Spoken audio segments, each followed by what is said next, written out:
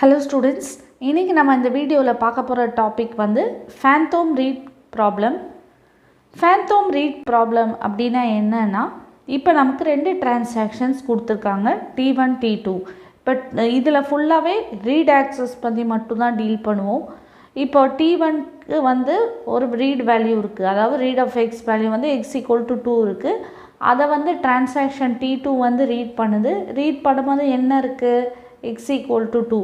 அதுக்கப்புறம் என்ன ஆகுது அப்படின்னா அதில் வந்து அது எந்த ரைட் எந்த ஆப்ரேஷனும் பண்ணலை. ஸோ கொஞ்ச நேரம் கழித்து இந்த டிரான்சாக்ஷன் T1 என்ன பண்ணுது அப்படின்னா இந்த x = 2ங்கிற வேல்யூவை டெலீட் பண்ணி விட்டுருது. டெலீட் பண்ண பிறகு திருப்பி T2 பார்க்கும்போது அங்கே ஃபஸ்ட்டு அது என்ன வேல்யூ ரீட் பண்ணுச்சு? x = 2.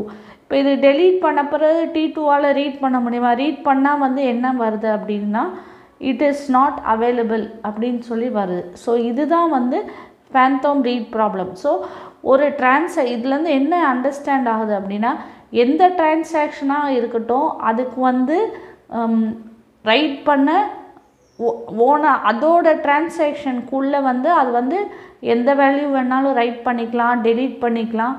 அது வந்து என்ன சொல்கிறது, அதோட இஷ்டம். அது வேறு எந்த டிரான்சாக்ஷனும் அதில் இன்டர்ஃபியர் ஆகாது. என் இஷ்டத்துக்கு நான் இருப்பேன் அப்படின்னு சொல்கிறது தான் T1 ஆர் T2. எவ்வளோ டிரான்சாக்ஷன் இருந்தாலும் அது அவங்கவுங்க இஷ்டத்துக்கு அது இருந்துக்கலாம். விச் மீன்ஸ் ஏன் இந்த சொல்ல வரேன் அப்படின்னு சொன்னால் T1 வந்து ஃபஸ்ட்டு ஒரு வேல்யூ ரீட் ஆஃப் எக்ஸ் வருது வைக்குது. அதுக்கப்புறம் என்ன பண்ணுது? அதை டெலீட் பண்ணி விட்டுருது. நம்ம நினைக்கலாம் இல்லையா T1க்கு என்ன ரைட்ஸு? T1 வந்து அதோட டிரான்சாக்ஷனுக்குள்ளே டெலீட் பண்ணுறதுனால அது அக்செப்டட். இதே T1 வந்து T2 இருக்கிற ஒரு வேல்யூவை வந்து நம்ம டெலீட் பண்ண முடியாது. ஸோ அதே மாதிரி T2 என்ன பண்ணலாம்? அதுக்குள்ளே இருக்கிற டிரான்சாக்ஷன் வேல்யூவை அது டெலீட் பண்ணலாம். ஸோ இதுதான் வந்து Phanthom Read Problem. First T1 வந்து என்ன பண்ணுது? x = 2ங்கிற வேல்யூவை வந்து ரீட் பண்ணுது. அதுக்கப்புறம் வந்து T2 வந்து அதே சேம் வேல்யூவை ரீட் பண்ணுது. கொஞ்ச நேரம் கழிச்சு T1 வந்து அதை வந்து டெலீட் பண்ணுது. இது எல்லாமே எதில் நடக்குது? மெயின் மெமரி அல்லது லோக்கல் பஃபரில் நடக்குது. திருப்பி T2 வந்து அந்த வேல்யூவை ரீட் ட்ரை பண்ணும்போது என்ன ஆகுது? the value is not available வருது. ஸோ இதுதான் வந்து Phanthom Read Problem. ஸோ இப்போ இங்கே பார்த்தீங்க அப்படின்னு சொன்னால் transaction T2 reads the value of transaction T1 x = 2. transaction இங்கே இதுதான் point. T1 deletes the value x = 2. After some time transaction T2 decides to read the value of transaction T1.